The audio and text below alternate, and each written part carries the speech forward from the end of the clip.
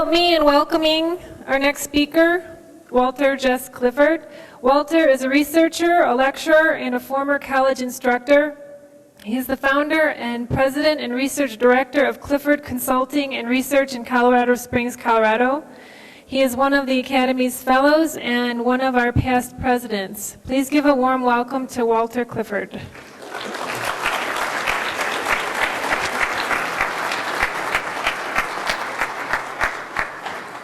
It's always a great experience to see the Academy and to rub shoulders with everybody that's here. And we see many familiar faces, and I'm thankful to say new faces too. From the AGD disclaimer, I do have a financial interest in a product in my talk.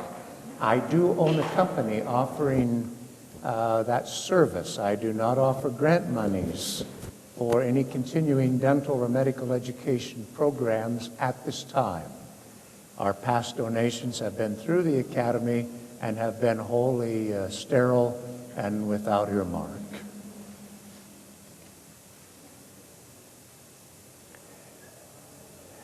I would like to mention that not only do I own the company, but I am solely responsible for any remarks, comments, or statements that are to be made today. And in this respect, the Academy has no financial or promotional interest in either the company or in the testing service whatsoever. Today, you'll have an opportunity to see a few historical video and technical studies that we have presented back along the way. Our first technical videos of microscopy were presented in Oak Brook, Illinois, when Dr. Marcia Bassiano hosted a meeting there. And we gave the first evidence that we had found that when you put materials in someone's mouth, there are different impingements upon blood cells. You can see that something has changed. I'll show you some of those clips. These things have all been prepared in our laboratory, and I want to extend an open invitation to any of you who happen to be in Colorado Springs. Please come by and visit our lab. We are not secretive. We don't have a fortress. We're not practicing out in the garage on a card table. We actually have a laboratory. It's nice if we know a day ahead of time that you're coming. We can therefore take care of HIPAA privacy requirements for our patients, and we can have time blocked out to be able to sit down with you. Not long ago, Dr. John Rothschild came for that very purpose. Sat down, went through and showed him our computer system, how it calculates the values, where the things in the database come from.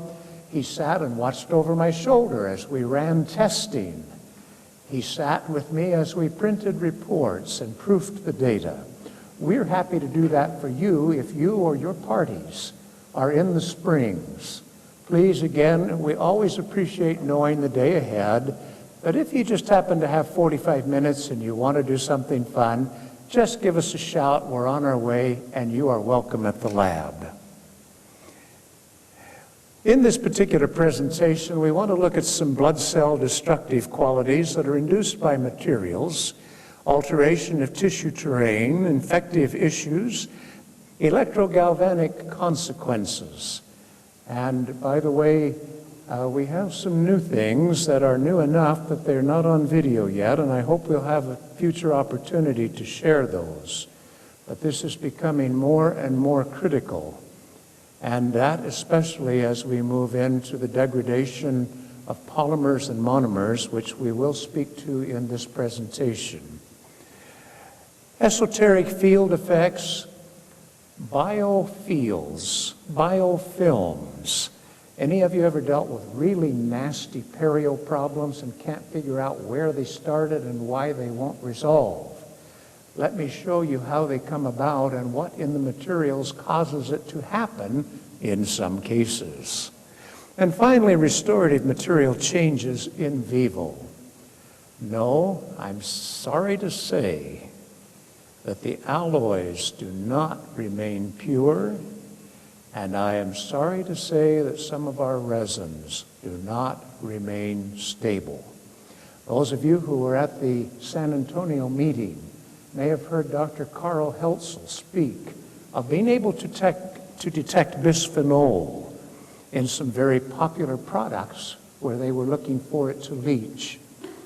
I was puzzled by his data. There are still some questions, but I hope we can take that a step further today. If we take red blood cells as an interesting marker and place materials into a patient's mouth, and if we then take materials extracted from that placement at a concentration of 1 part per 10 million, if we take fresh blood cells that are just harvested from otherwise apparently healthy donors, and if we put it into a supportive saline, which is to say something like Locke's solution, which has a few physiosalts thrown in with the standard protective mechanisms. If we do that, and by the way, for those who may be interested, here is the formulary for Locke's solution, so you'll know what we've put in. If you don't have this, we'll do this again. This is historical.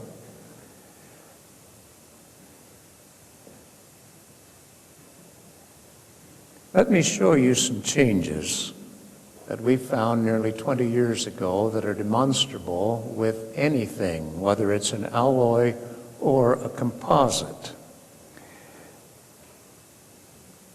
You'll notice that in many cases, some of these cells, like right here, have a somewhat normal morphology, but some are starting to put extrusions on. Some are, in fact, starting to show degradation of membrane, and that will continue. Gold is probably the one metal that we have found that does the least amount of damage to cells. And yet today we have gurus saying, don't put gold in their mouth, it's metal, it's horrible, you're going to kill the patient. I can tell you that from the physical evidence, it's one of the cleanest things, especially if it is low palladium, low silver. You'll find it's one of the cleanest things you can put in the patient's mouth. And by the way, yes, we now have evidence that it probably surpasses titanium in several respects. Here are some cells that have been exposed to mercury at 1 part per 10 million, mercuric chloride being the primary challenge, and these have been exposed less than 10 minutes. As you see these particular cells, you will note that the gross morphologic changes not only appear to be widespread, but they stick around. If a lab tech were to draw a film and look at this morphologically in the laboratory, you can see these things within a few hours of the patient's getting out of the chair. Don't let anyone ever tell you there is no evidence. You just saw it. Here at 10 minutes exposure, note the difference in size and shape, the aniso and poikilocytosis, the rounding, the reticular problems that are occurring with some cells. Mercury at 1 part per 10 million. And by the way, where did we get that funny number? Because the gurus at FDA said 1 part per million is perfectly adequate for a threshold. We decided to go them 1 dilution factor better. Nickel. Nickel is a disaster. I don't know how to say that any plainer.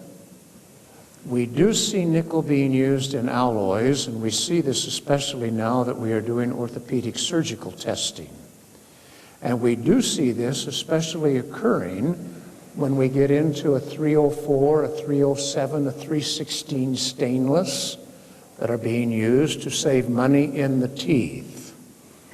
If you're in a situation where you must use a non-precious alloy, leave the nickel chromium steel alone.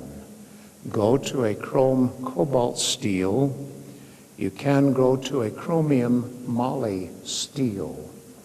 And you can get approximately the same savings, the same physical performance, and avoid the issue of what happens to these cells when they are exposed to nickel. Parenthetically, within a few days of placing such an alloy with nickel, it is not at all unusual to chromatograph the DNA from the lymphocytes and find that there is double DNA peaking, a pre-malignant indicator. You'll see it in a week or less. Thankfully, it will resolve if it's quickly removed. Silver. We used to think that silver wasn't the bad culprit, mercury was, and that's why mercury has the problem rap with amalgam. Folks, let me suggest that silver is not benign. More and more we are finding evidence in the literature that silver infiltrates the tissue. And it's not just an issue that you can start to see a tattoo or other physical color changes, but in fact you can biopsy the tissue above a high silver palladium crown, even a crown that is just the framework and we have put ceramic on it. And I promise you, up in the tissue on biopsy with proper staining or proper exam, you will find the silver impregnated. In some circumstances, it actually helps to reduce the microbial count, but let me tell you, there are better ways to do that too. Normal blood cells here, those that have been exposed. These materials have physical evidence of restoratives that are causing an issue for this patient. In looking back over 49,000 plus patients and more than 20 years of testing, have we learned anything different? The answer is yes, we have. I remember back when this work first started, I was in the Army, back in 1969, 1970, 1971, working in the Army's Natick laboratories just out of Boston. We found that people and lab animals could have chemicals in the system, and we could not go back and find evidence of the exposure.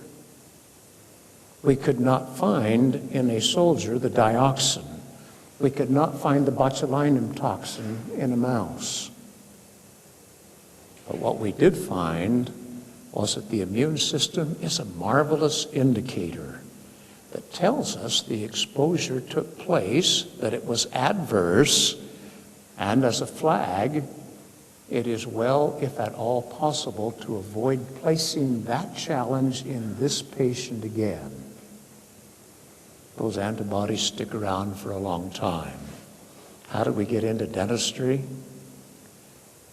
I kept running into doctors who would say, sometimes I just worry that what I'm taking out of people's mouths may not be as bad as what I'm putting back in.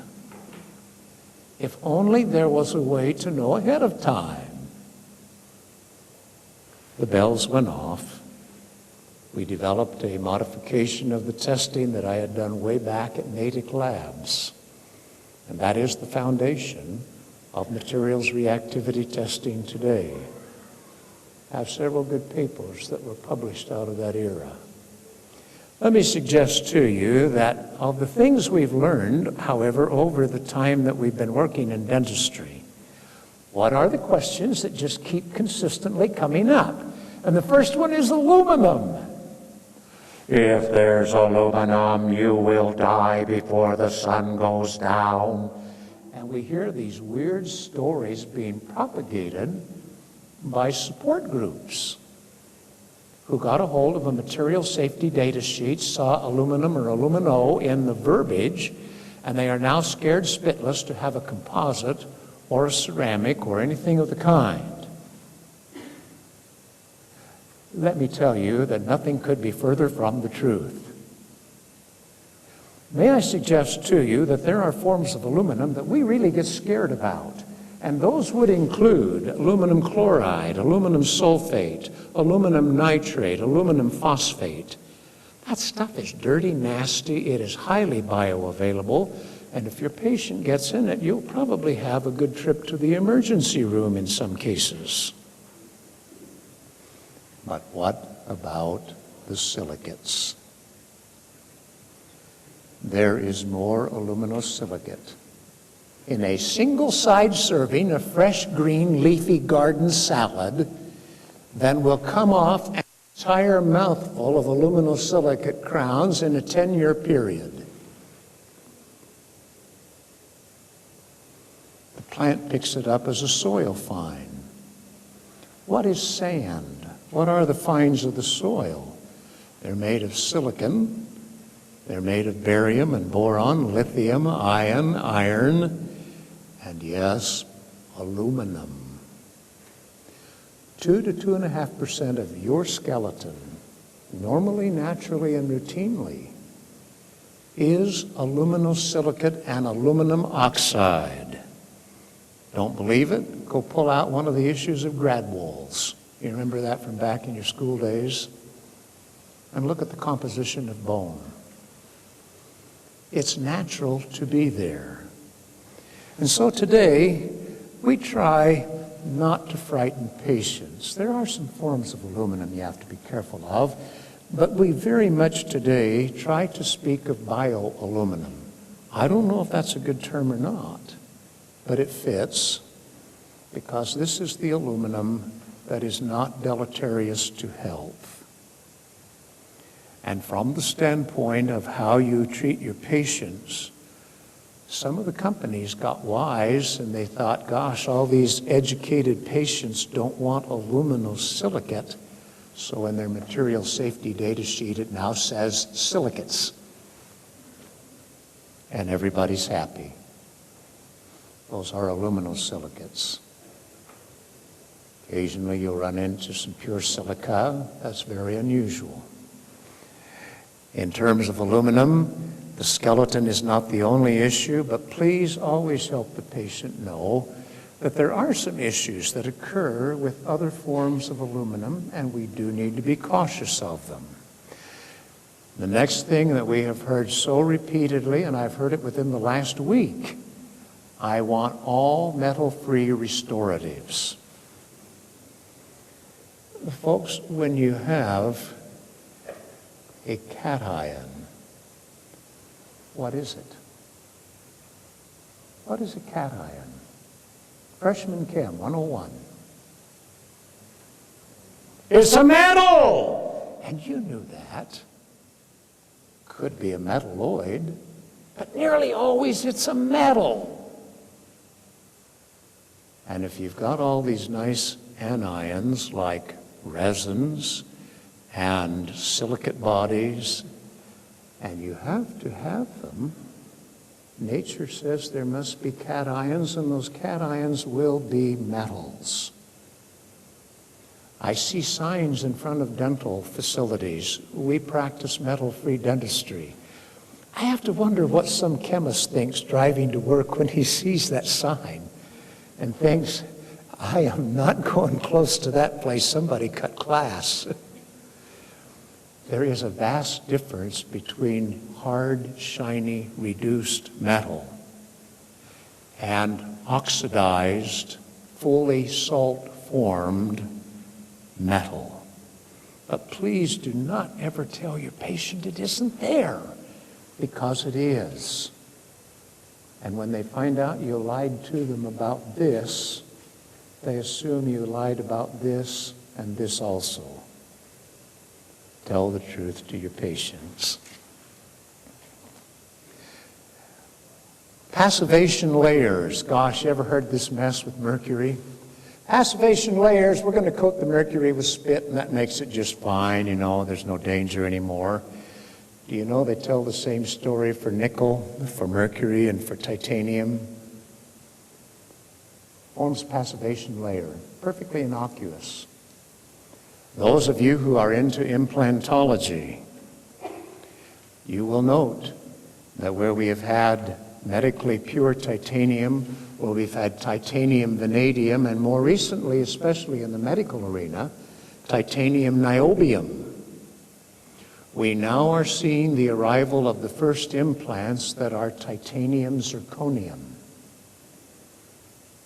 We believe there is some advantage because of the way the zirconium interacts with that passivation layer and maintaining what little protection it does offer. There are some other good things to say. That doesn't mean you got to go throw out your noble Straumann stuff and not do these implants anymore. But as you do your planning, it is so critically important to find out what the resting potential is on those metal pieces you're implanting. What's a resting potential? It is the galvanic potential calculated when that thing is not being otherwise challenged or combined. It is measurable. There are charts. If you need a chart of the electromotive table, give a call to the lab. I'll Xerox a copy and send it to you. But you can actually find that. We have learned that you've got to be very careful in implantology to be certain that whether you're using a ceramic abutment or a ceramic crown, or whether you're using an all-metal restoration, these metals that form passivation layers do not have 100% safety.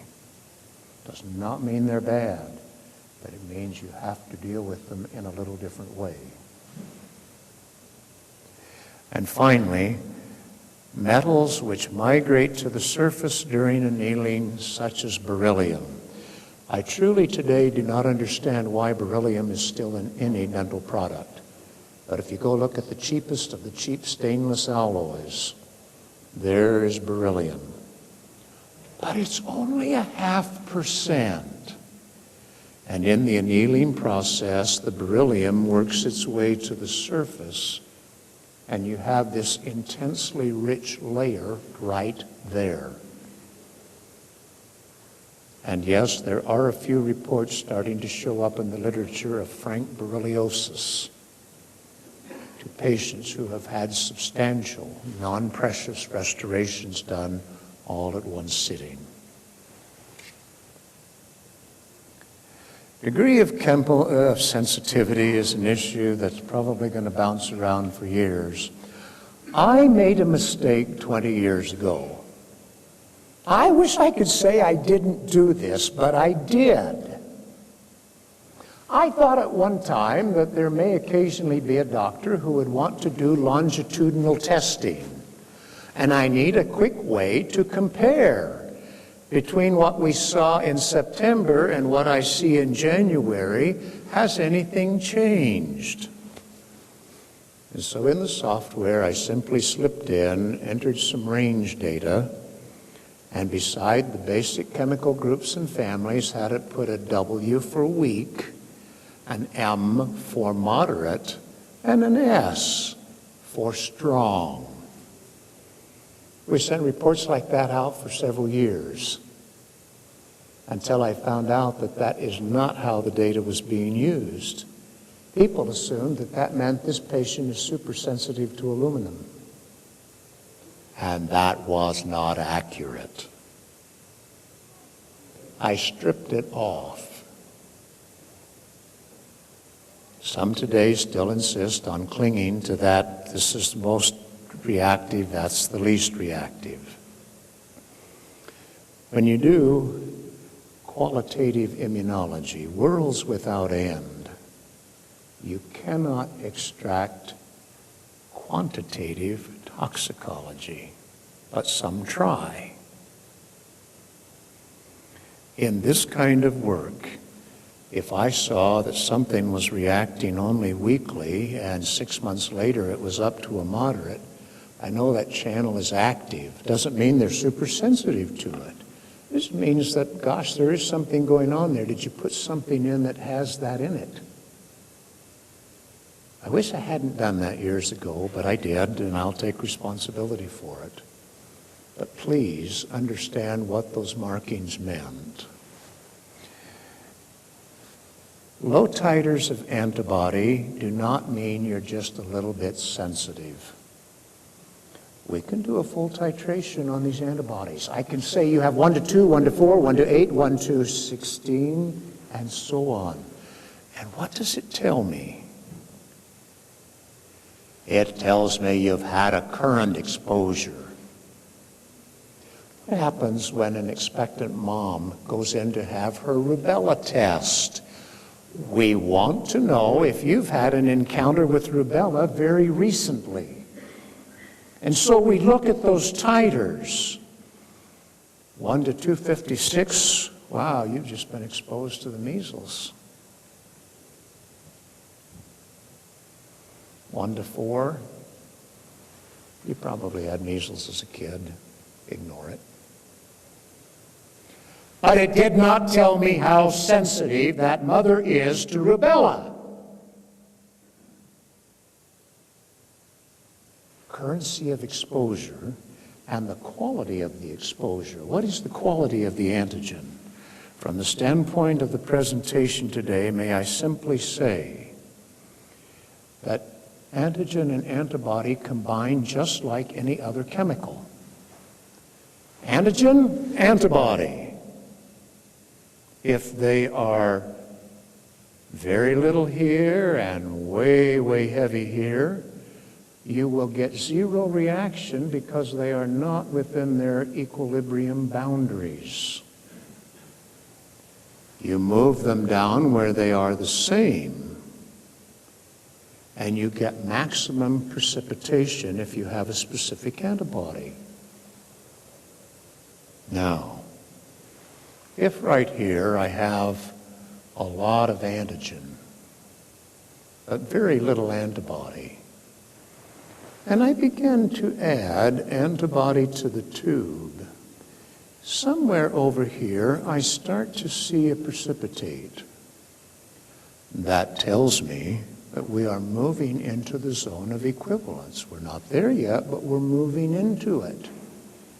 Finally, when we get where they are equal, I get the maximum reading on the microplate reader. If I continue to add more and more antibody,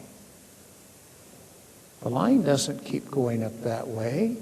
It starts down. And over here is some little smidge of a reaction identical to a smidge of a reaction here. Is it least sensitive because there was this much antibody, or least sensitive because there was this much? Please understand that testing from time to time has been called on the carpet. I've had my share of appearing before professional boards to answer questions.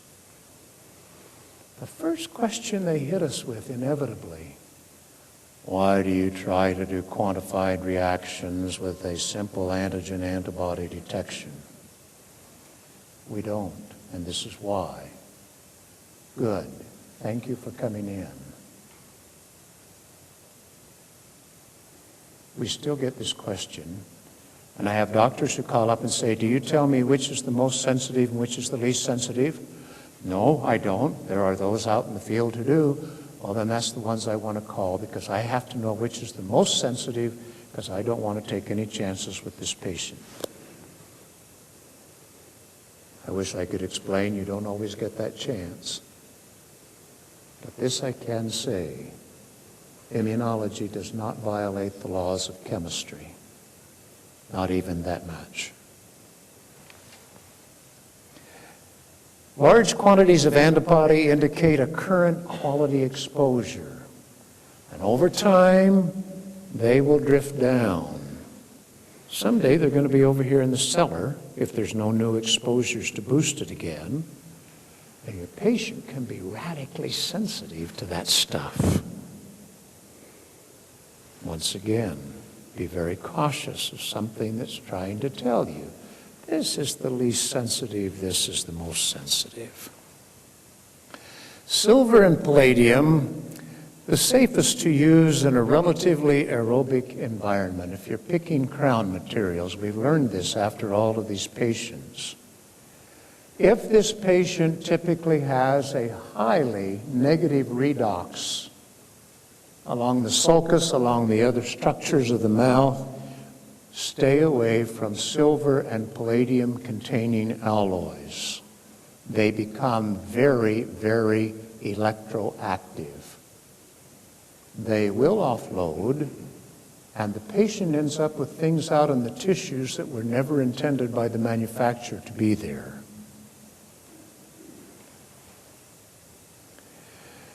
With titanium and zirconium, when the resting galvanic states are high and redox is less than 25 millivolts,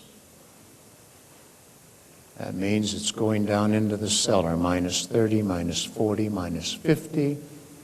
You are well to steer clear of zirconium and titanium. It's a disaster waiting its time to happen. Now, please, our business is testing and screening patients. I wish I could tell you more than we can. We get into trouble with testing when people try to make it do more than it's intended to do. I wish I could always tell you that in this patient you'll get away with that material, but you won't get away with it over here. Please know that limitation of testing. We have found no reason to contraindicate it, but if the terrain in that patient's mouth is of this nature, if they are an ongoing perio patient and you just cannot pull the environment up to an aerobic condition, then steer clear of the zirconium and steer clear of the titanium. Zirconium issues. We regularly talk to folks from Europe. Oh, Dr. So-and-so from the so-and-so clinic says everybody can use zirconium. We finally found the paramount material, and that's what I want.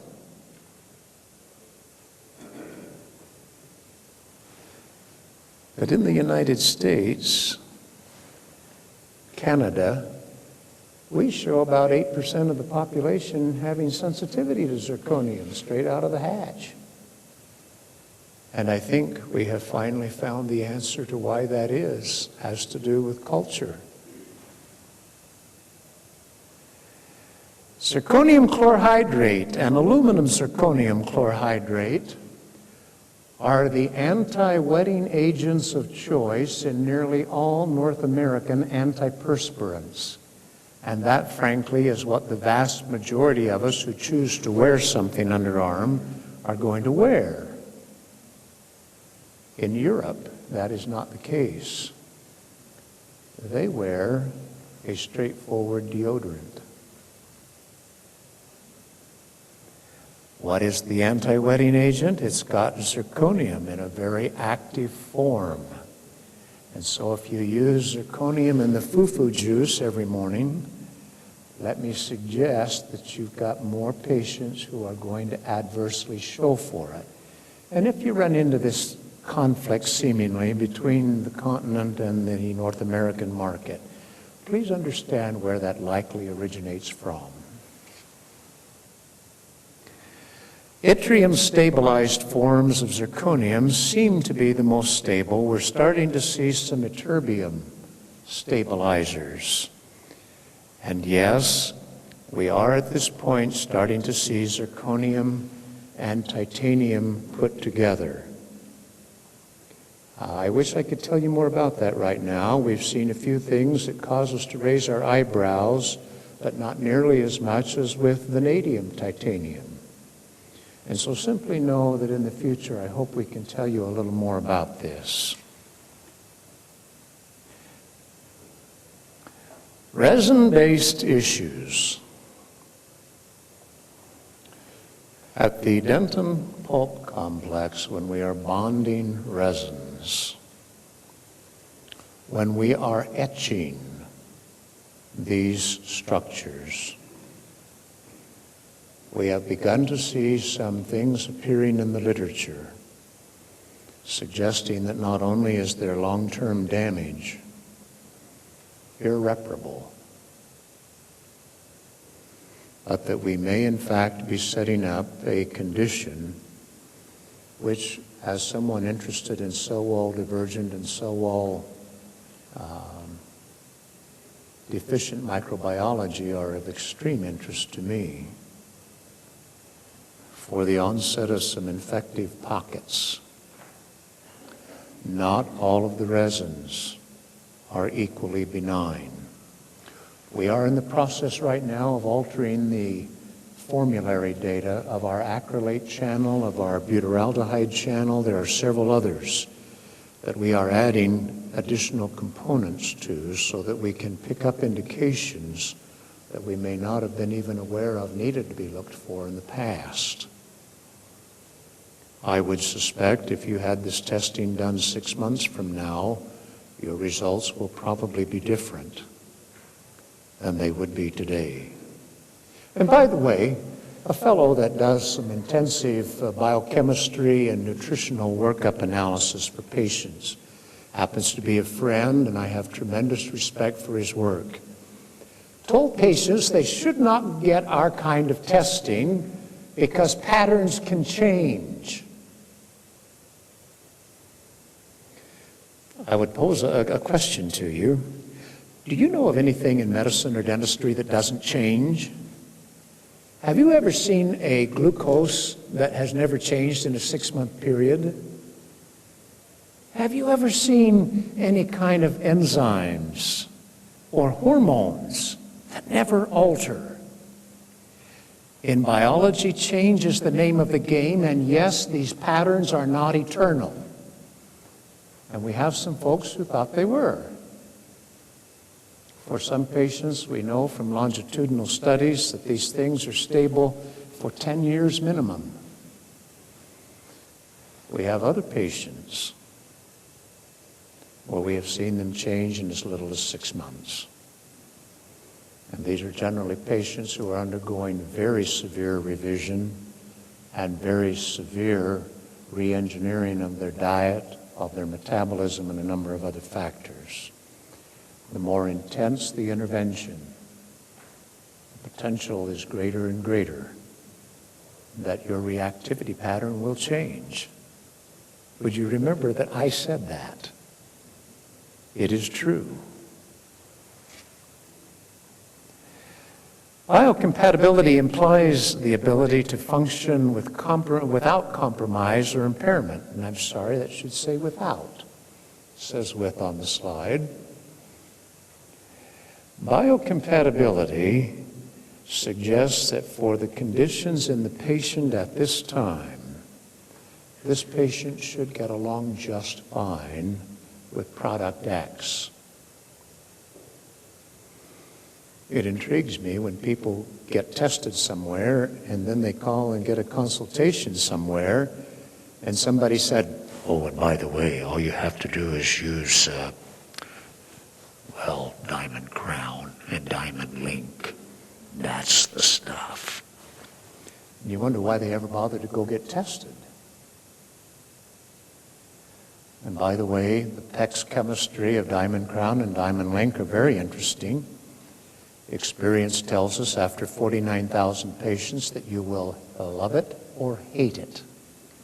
It is extremely high maintenance, and for a vast majority of patients, you'll have the privilege to replace it within 1 to 2 years.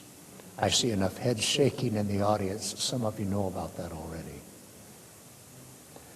Does not mean it's a bad material, because right now, for the patient's immediate condition, it may have been exactly what you should have used, and just let the patient know we'll probably be replacing this within 4 to 6 months.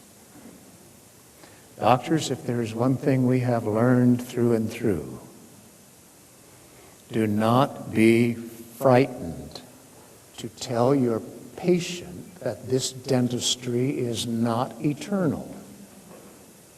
Some of you are so afraid that they will be frightened and not come to you again. Sometimes we need to fix your problems, Mrs. Jones, in steps.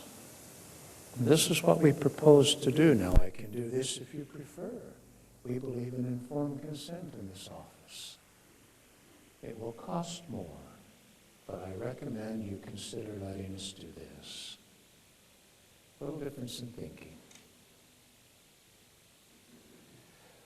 Resin-based materials and polymerization.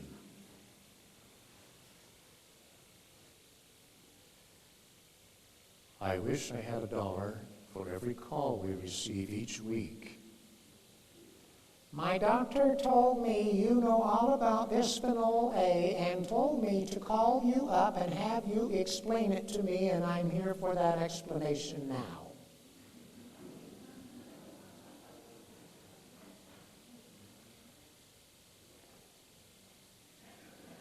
Do not ever lie and tell your patient that in the sealant or the resin varnish or the resin composite that there is no bisphenol. It is there. End of statement. Do not ever be tempted to tell a patient that there is no possibility of your ever being harmed. When they find out you lied about this, they automatically assume you weren't honest about this and this. Remember that. That sunk several gurus along the way. Let me suggest to you with bisphenol, nice benzene ring in general terms, and a pair of wings. We stick on a long chain polymer, usually of an acrylic of one kind or another, and the bridge holds it together. And what started out as a monomer becomes a polymer. Well, you all knew that. Sadly, we are starting to see a little evidence around the edge that that is not entirely accurate. Now, before anyone panics and runs home and throws out all of their composites, let me suggest to you that in the vast majority of cases when you place that, most of us today use auto-mixed syringes. Most of us are very careful in measuring detail. When you prepare that material very precisely, when you prep the site precisely, if it's a chem cure, we allow the time. If it's a light cure, we use not just the light for a long enough period, but we use the one that has the wavelength the manufacturer called for. Critically important, by the way, in polymer chemistry. Manufacturer says you need something at about 685 down on the red end, and you've got one that's about 520 up on the yellow-green end. I promise you, you'll get about 20% efficiency. But having done everything in a very precise, careful way, once we get the first millimeter of cure, short of a catastrophic cleavage, we expect that that patient is going to have an exceptionally minimal exposure to bisphenol A. With bisphenol A, it will continue to cure for a period of time.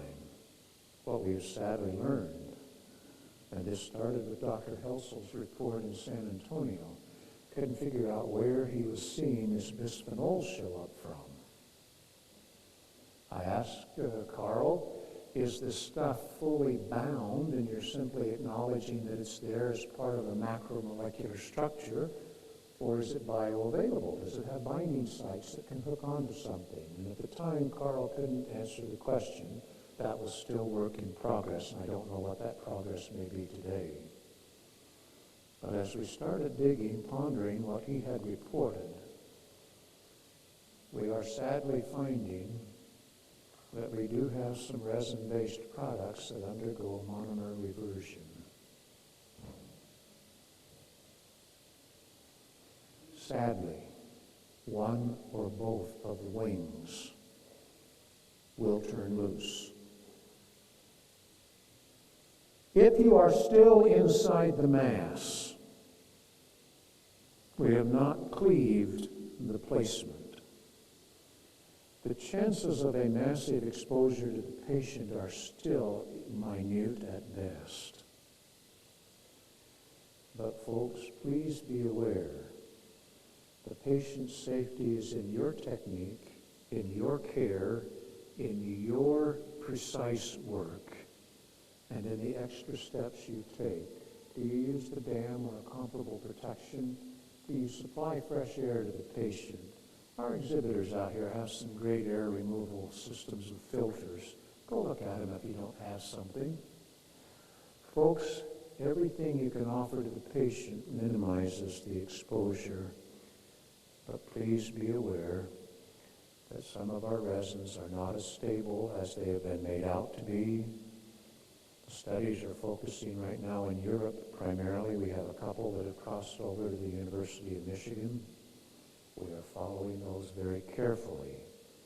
We are also, again, altering the formulary data of our testing screening challenges in those channels or related channels to see if the patient has a problem. We've spoken about the self-etch systems, and we now have spoken about monomer conversion and revision. Sometimes the things that you do will have a direct physical impact on how a patient's case comes out, and sometimes it's very physical. This is a very common old epithelial cell. You'll recognize it if you've done any dark field work. What happens when we use a common peroxidase-based whitening agent at the strengths typical of chairside application? Do you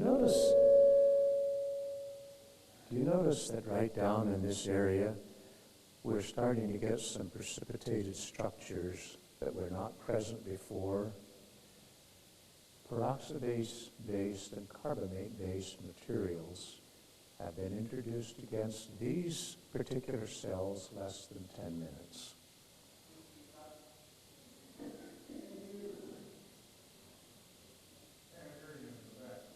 I'm sorry, I will try to talk more distinctly.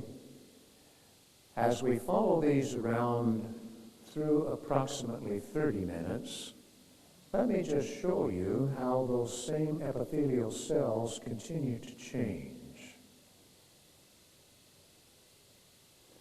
until we finally reach a point where if I were to take certain markers, I would find apoptotic indicators in this cell. It's on its way to death. This is why you slough tissue when you do a whitening treatment. The resins, certain of the ceramic and porcelain materials, can do the same thing. Please be aware why patients get a sore mouth. We've learned this over 20 years.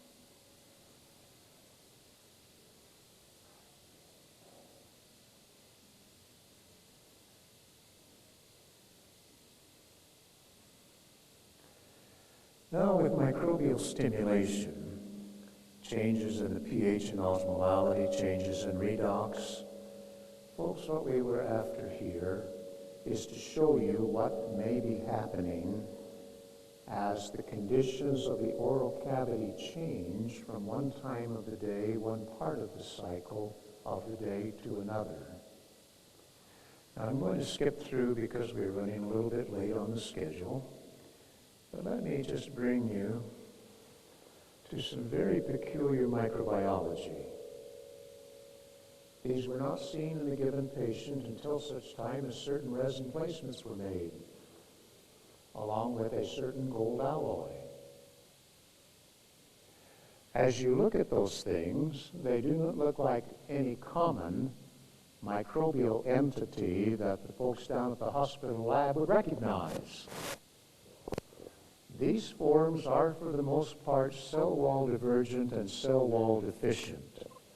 And wash my mouth out with soap because some of you are going to hang me for heresy.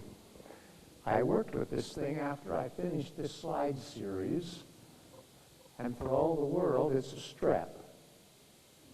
Oh, streptococcus, and it has great cluster-looking things or chains. I know, my degree is in microbiology.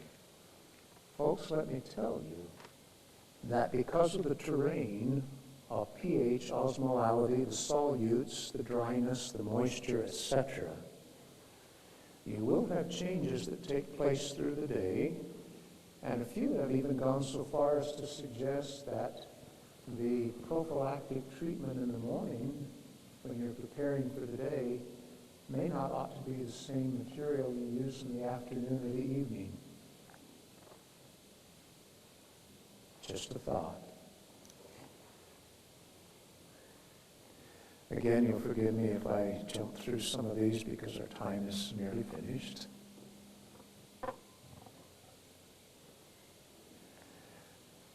What happens with electricity?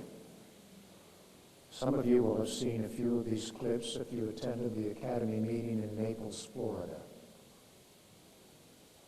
Small galvanic currents. I think I saw a Pertec machine out here on one of the exhibit tables. I think I've seen a couple of others that measure these very, very weak and interesting circuits. Let me suggest to you that as bacteria are exposed to these extremely subtle, weak electrical currents, peculiar things happen. And again, forgive me for speeding ahead. This is a garden variety of Escherichia coli. I love to use this bug because it's so well characterized and we know it. In 15 minutes, after exposure to a constant direct current of 10 microvolts, low current, you'll notice that there are some changes that are starting to show up in the morphology. At 4 hours, these things have completely lost their motility.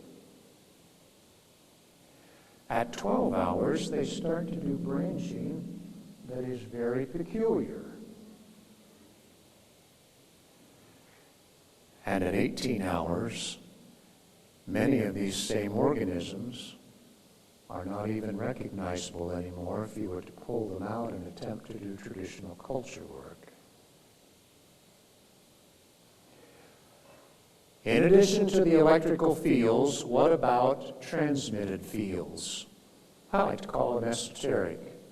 We've measured them up to 4 gigahertz and we still can't get a trace on them. So whatever it is either not RF or it's above 4 gigahertz. We've had some very competent engineers come in with some very fine equipment. All of the bugs growing along in your mouth are growing in an environment of fields, subtle fields, very weak fields. Let me show you without intervention where that leads.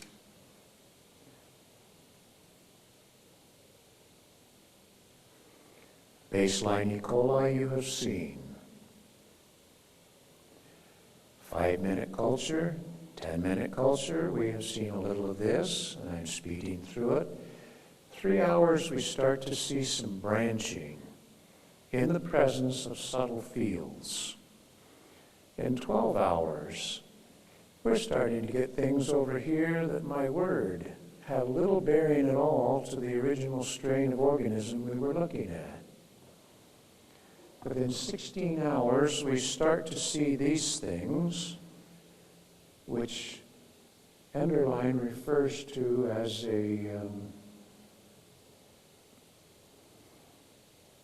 I'm embarrassed. I just spent 30 days in the hospital and everything is not as sharp as it used to be. Symplast, thank you. This is one of Enderlein's symplast. We start to see them being formed. 24 hours, long branching forms and no longer septating between cells.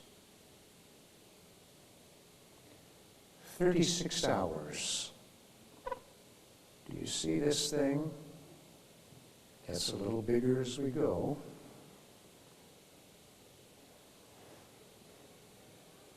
48 hours. Does that start to ring a bell? Do you have any microbiologists in the group?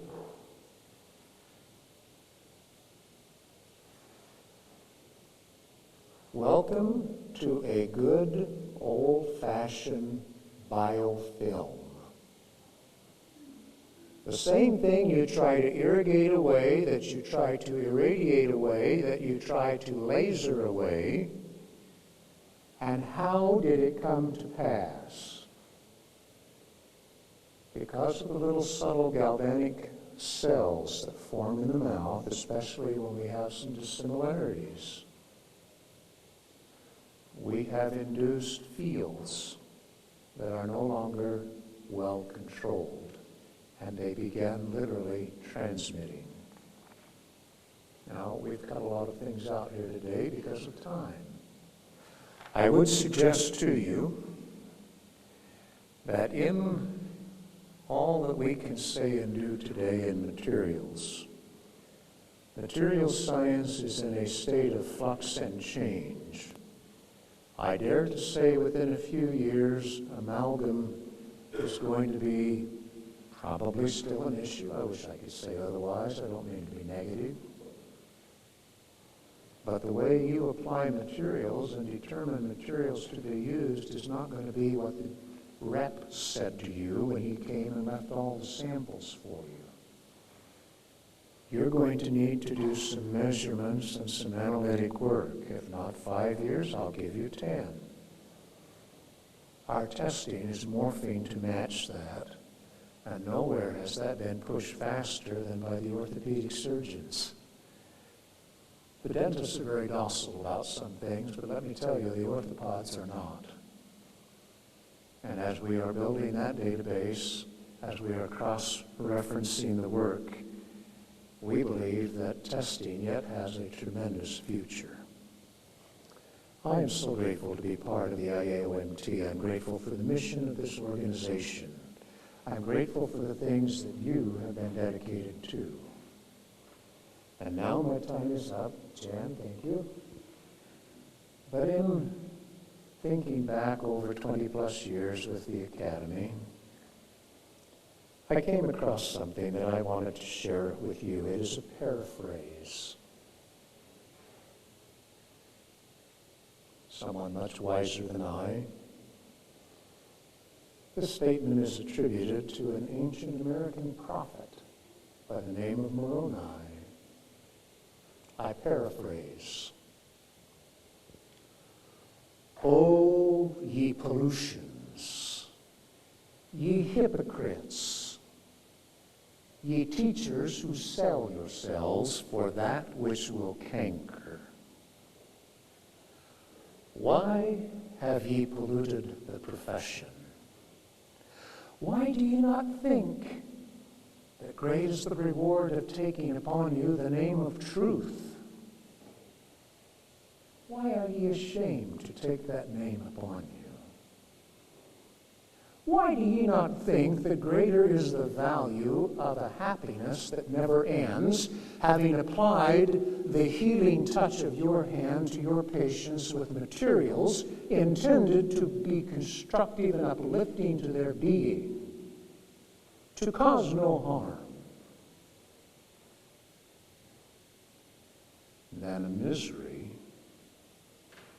which never dies because of money, power, and the praise of the world? That expresses my feelings, close paraphrase, about IAOMT. Thank you.